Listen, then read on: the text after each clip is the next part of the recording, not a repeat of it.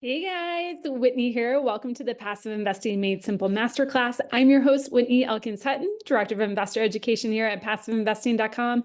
And I'm excited that you joined me today. It's been a couple weeks if you're a regular listener. If not, welcome to your first session. We do this show live every Tuesday to help you learn the ins and outs of passive investing in real estate and in cash flowing businesses. Now, maybe you are, most likely you're here because you want to turn your active income, be it from your day job or from a business that you run, you want to turn that into passive income and long-term wealth. If that is you, you're in the right place because here we help you demystify a lot of those things that keep investors stuck. Maybe you tried to invest passively in real estate before, but just couldn't quite get comfortable making the investment. Or maybe you actually invested in a passive real estate deal before and then realized, oops, I made some critical mistakes in writing that check. Or just simply you want to sharpen your skills. If that is you, you're in the right place.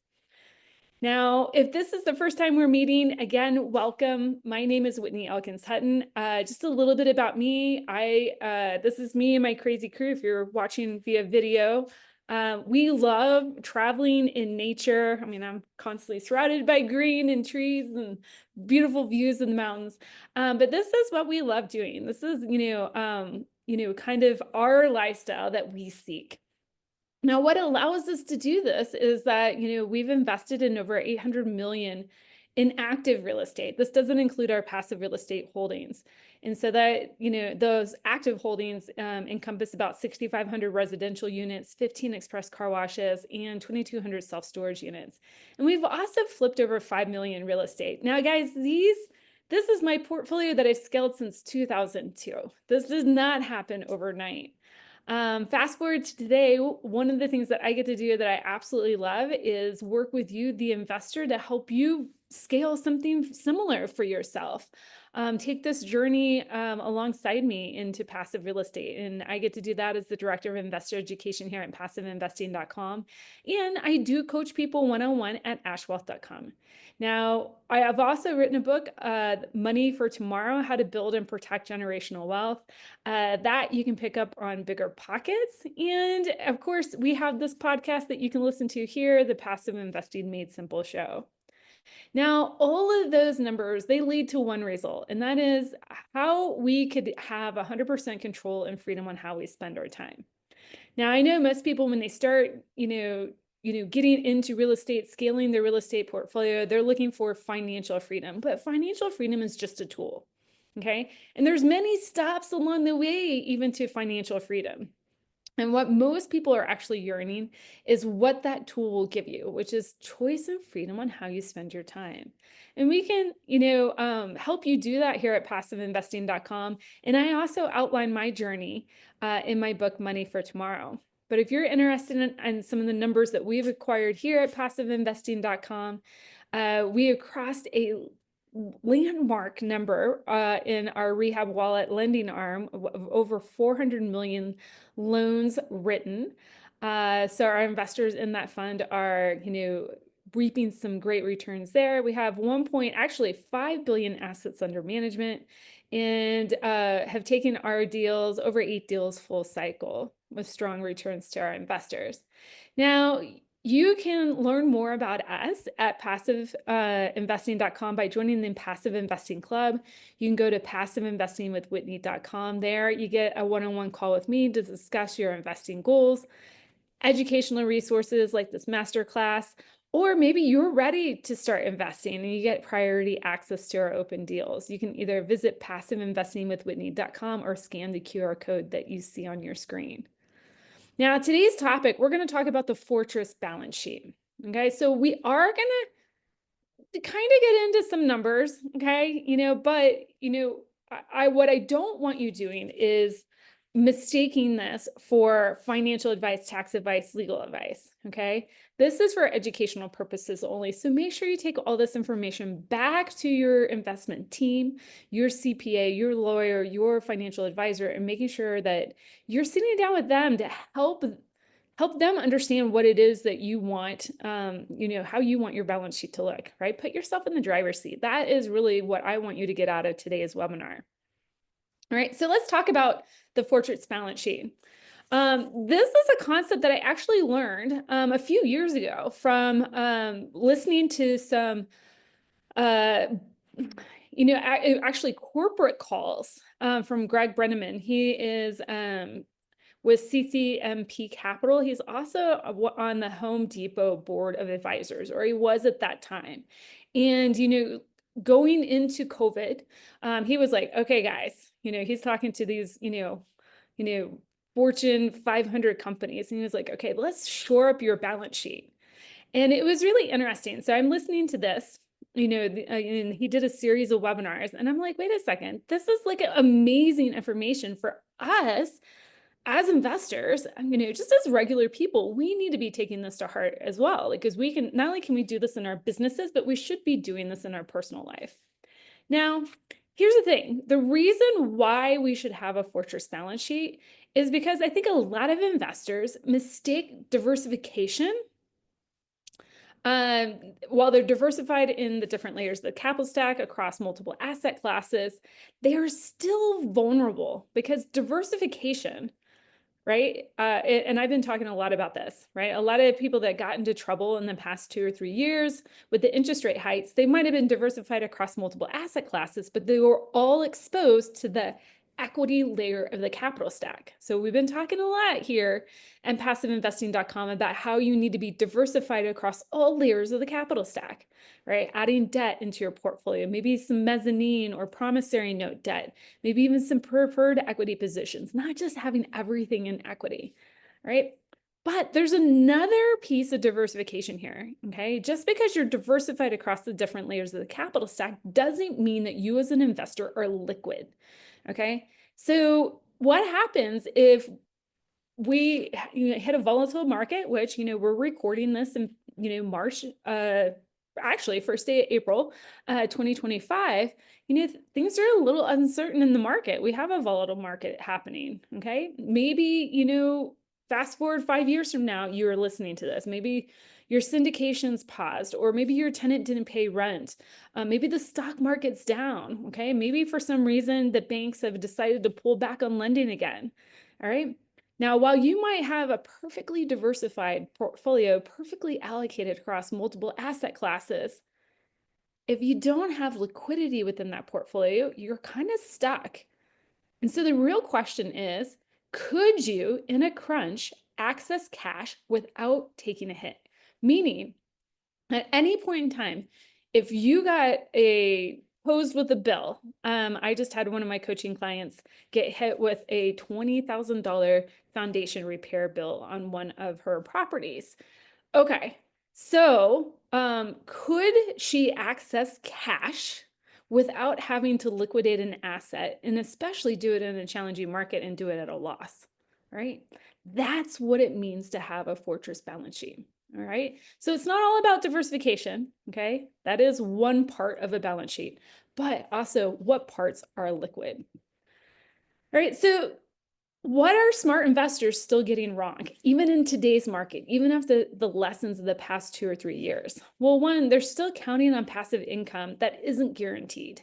All right. So we want to make sure that we're building it into different layers into our balance sheet. So we have variable sources of income. Some investors are still banking on equity deals that are over levered in real estate. So maybe they've taken out secondary loans on their properties and now they're 75, 85% levered on properties. Okay, so if the asset price decline, they're in a pickle. Okay, so they leave themselves no room to move. Or maybe they just really don't have any true reserves set aside and they just hope nothing breaks on the properties, right?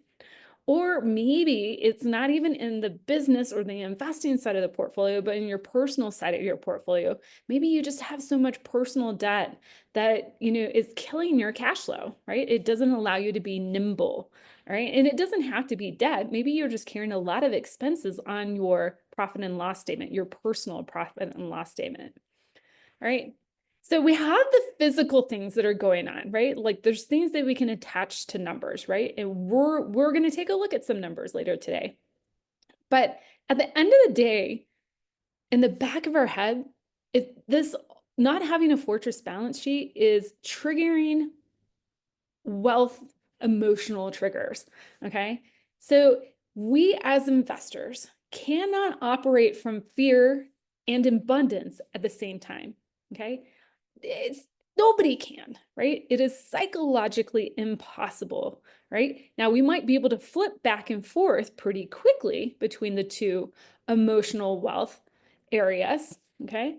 But we can't operate in both at the same time. So if you're sitting here as an investor and you're like, my portfolio, my balance sheet is bleeding cash, it is going to be super hard for you to be very clear-headed and make an investment, right?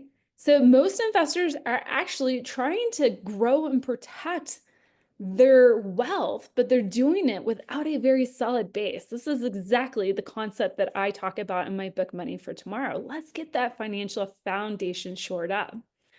The other way that it kind of triggers, some emotion, investing emotion in our head, okay, maybe you're investing out of fear. Maybe you had a loss in your portfolio and you're like, man, I got to make it up, right? I got to do it now. Instead of a 5-year runway to hit my goal, I now only have a 3-year one runway. So you're making fear-driven decisions that either have you take outsized risk opportunity, or you actually might, the other type of investor might sit on the sideline and not take opportunity at all. So again, the Fortress balance sheet allows us not only to balance the technical part of actual investing, but also the emotional side of investing. Because if you know your foundation is rock solid and you've filled all the holes, or you have that game plan in place, you're going to have peace of mind. Okay, not only just peace of mind that you're going to be able to weather the storm, but because you've in advance taken a defensive position, you now are going to be able to have offensive flexibility. All right, so let's dive in here. Like, what do the 1% wealthy do differently? Okay, when they build this fortress balance sheet, either for their companies or for their personal selves, like what are they doing differently than a lot of people aren't doing? The regular common folk are doing. Right. So this is taken straight from, Greg Brenneman's model, like what I heard him talk about. He is sitting here telling Home Depot how to shore up their balance sheet, during COVID. All right. We can take that and apply that to our personal life. So the first part here is going through layered liquidity. Okay. Making sure that you have different layers of liquidity within your portfolio so you can create a moat, right? If we're building our castle, we want to have a defensible area around our castle, that moat, okay? The other thing is, he was like, get your housing expenses less than 20% of your budget. Now, of course, he's telling the execs at Home Depot, they're not talking about their own personal houses. He's talking about get your building costs, okay? Your hard roof over your head where you're delivering your services, get that down to below 20% of your costs, okay? So if we're going to bring that into our world as an investor, let's get our housing costs down to 20% of our budget, okay? Make sure your leverage stays under 70%, okay? Get your lines of credit opened now before they're needed, okay? And then this will allow you to act when others are actually freezing. Okay, circles us back to that famous, Baron Rothschild's quote, like, be sure, I'm stumbling for words right now, but like, learn how to invest when there's blood in the street, even when the blood is your own. All right, so let's go through each one of these key areas and dive in a little bit deeper on what you as an investor should be thinking about. Okay, so when you're building that financial moat, right, we've got our nice, beautiful house, right? This is your portfolio, all right? We want to have a defensible space here, right? The moats were originally built to keep offensive tax at bay. Okay, it made it really difficult. It's not that they couldn't be pierced or couldn't be breached. It just made it really difficult for an attacker to come in and really destabilize the castle. All right, so what does that look like? So, this is where we get into semantics. Like, how is it going to look in your particular portfolio? But you might want to have 6 to 12 months expenses tiered across different liquidity vehicles. One vehicle could be bank savings or money market savings, maybe 2 to 3 months there. Another 3 to 4 months in, say, a short-term debt fund. And then maybe another 3 to 4 months in a cash value life insurance policy or similar type vehicle. All right. So the bank savings, that allows you to get it cash super fast. Okay. Then you got your short-term debt fund. All right. That is, if you see that you're going to exhaust your bank savings, you can now start liquidating those notes in that debt fund. Okay. If you see you're going to have a need past that short-term debt fund, then you could start either liquidating or planning out those longer term, maybe a secondary note position, or maybe taking a loan against your cash value life insurance policy, right? You're able to weather a storm 6 to 12 months, right? And that's huge. Really what you want here is you want your liquidity to be accessible, but we also want it continuing to earn a yield. When you can have both of those, right?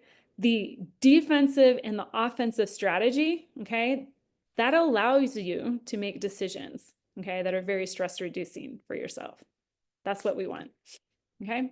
Number two, the housing costs, right? We talked about getting housing costs below 20%. Most people are aiming for 35 to less than 33%. Why?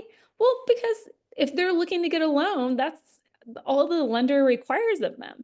So they're buying properties, they're buying roofs over their head that are potentially putting them in a very challenging financial position. All right. Now, there's a couple different ways that we can get at getting our housing costs below 20%, right? It's kind of like what we do in multifamily real estate. You can either decrease expenses, okay, so downsize.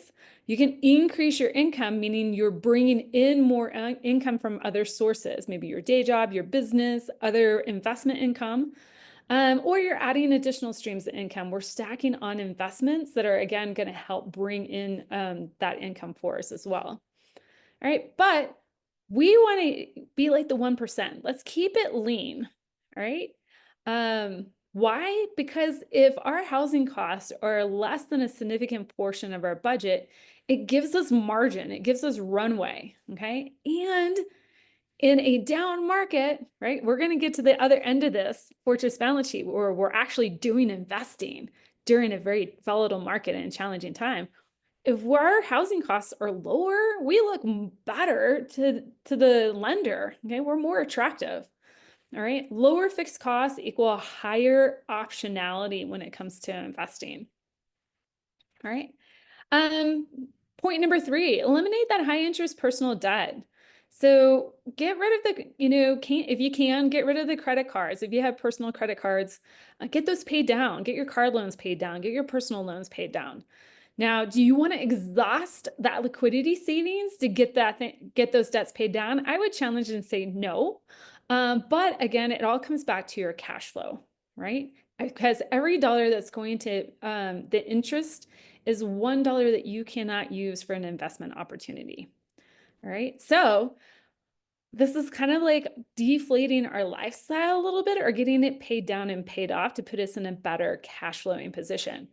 Now, there is one exception to this playbook rule, and that is if the debt is tied to a cash flowing property or cash flowing asset, as long as the cash flow of the asset is still able to cover all the debt and expenses and put some money in your pocket, I wouldn't pay that off, not necessarily. Okay, it's a deeper conversation, but we're talking about eliminate that high interest personal debt.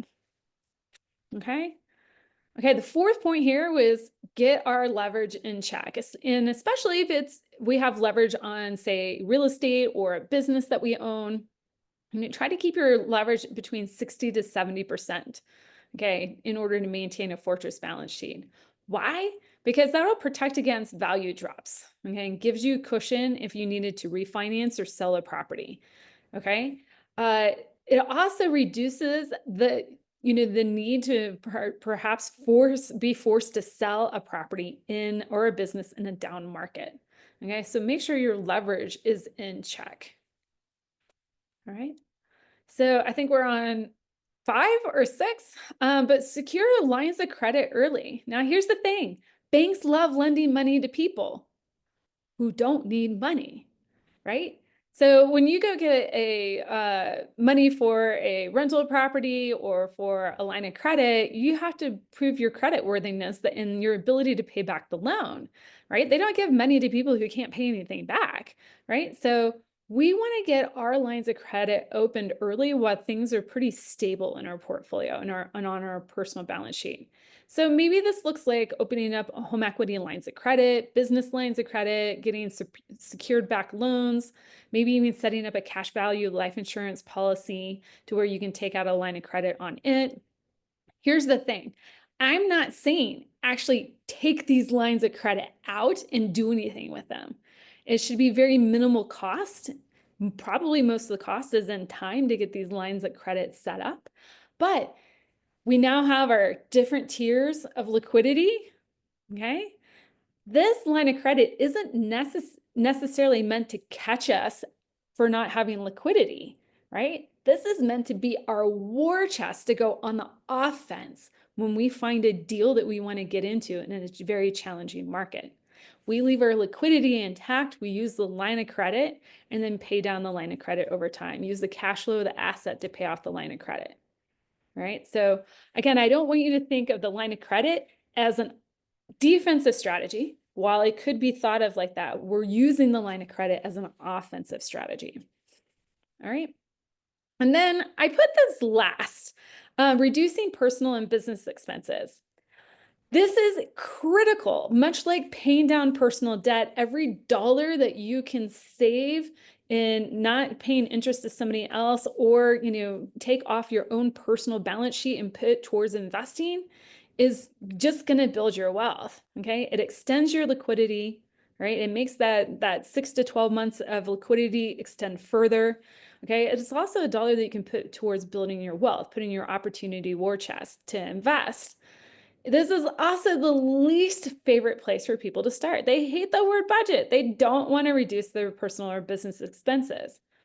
But I want you to think of it this way, okay? 1, cut the fat, right? If you know you have a lot of expenses, especially subscriptions you're not using, get them gone. Like, let's just cut the fat, all right? But if we're getting down to the point where you're really challenged and you're thinking, Whitney, I'm cutting my lifestyle. If I cut any more from my personal expenses, or I'm handicapping my business if I cut any more from the business side, okay, I want you to run a what if my income stopped test.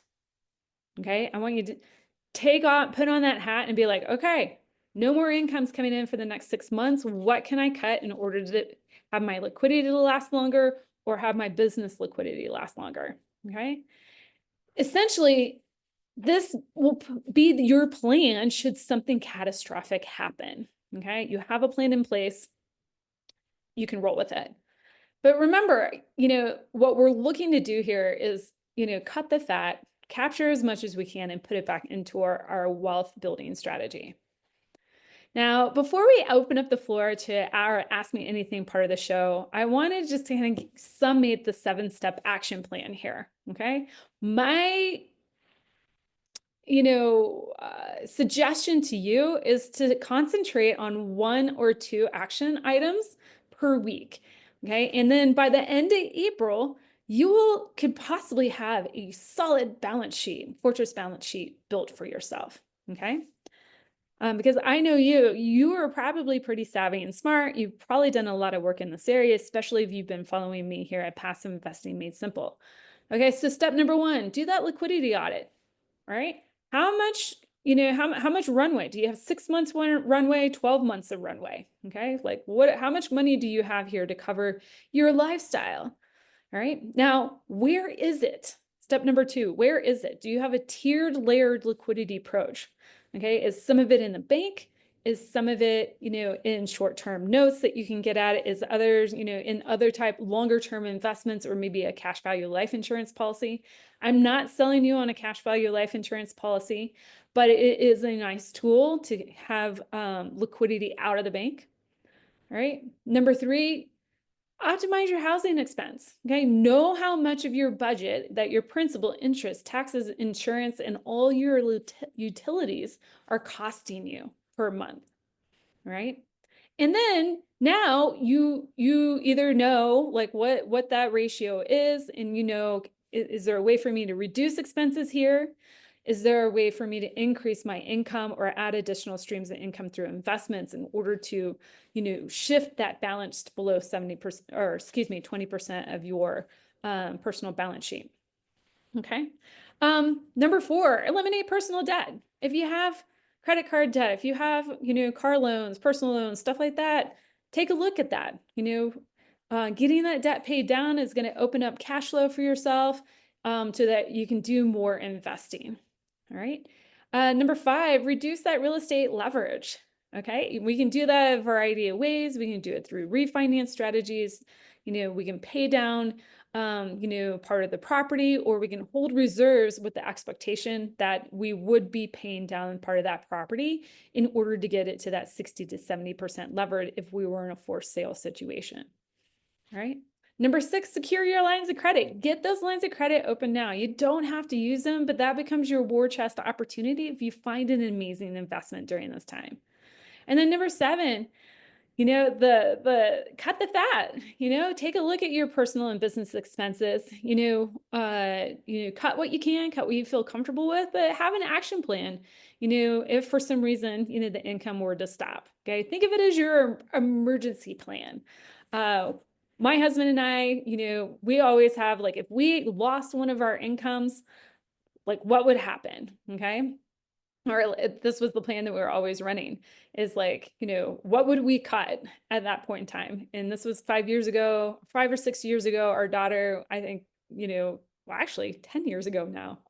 But she was in daycare, and I was like, okay, if we lost some of the income, I become the stay-at-home mom. We reduce daycare expenses, right? And we don't need, we only spend half our fuel budget. We don't need the clothing budget, right? We had all those things. We are in a better position now. You are probably in a higher paid individual, right? But still have some of those contingency plans in place. Think through that. All right, guys. Again, this presentation today on the Fortress balance sheet wasn't meant to scare you. It was meant to put you in a stronger financial position as we navigate some unknown, market volatility over the next few months. But guys, remember, it's not a matter of if, it's a matter of when. Okay, so if we don't hit the market volatility that we're expecting here, that's okay. A few years from now, we'll hit another challenging market, another challenging time. All right, but the thing is, because you are here, will have already built your fortress balance sheet, and you'll be able to weather that storm. All right, guys, if you're here live, don't go anywhere. We're about to start the Ask Me Anything part of our show. If you are listening on your favorite podcast player of choice or on YouTube, this is your invitation to join the Passive Investing Club. Go to passiveinvestingwithwhitney.com and look for all your free goodies there, as well as open access to our deals.